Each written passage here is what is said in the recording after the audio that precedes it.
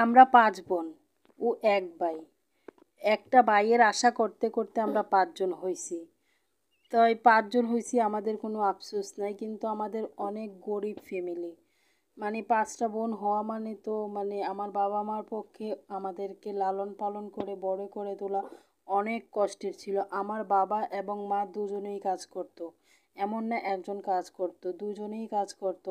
এবং আমরা অনেক কষ্টে দিন কাটতো, কাজ করলেও আমাদের মানে ভালোভাবে হইতো না। আমাদের ছিল অনেক বেশি কিস্তি, যা কাজ করতো তা কিস্তির মধ্যেই যাইতো গা।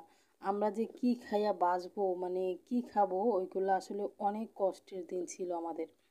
তখন মানে আমরা যখন ৫ বোন ছিলাম, তখন মানে একবেলা খাইতাম তো আরেক বেলা না খেয়ে থাকতাম। এখন তো অনেক খাই, অনেক আছে। তখন মানে আমাদের দিনগুলো এমন কাটছে যে আমরা অনেক সময় সকালবেলা শুধু খাইতাম, আর দুপুরেও খাবার পাইতাম না, আর শুধু রাতের বেলা তারপরে ভাত খাইতাম।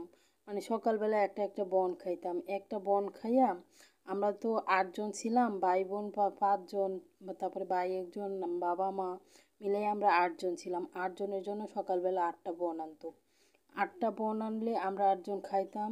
তারপরে দুপুরবেলা আর কোনো রান্না করা হইতো না। তো দুপুরবেলা রান্না না করা হইলে তো আমাদের দুপুরবেলা অনেক খিদা লাগতো।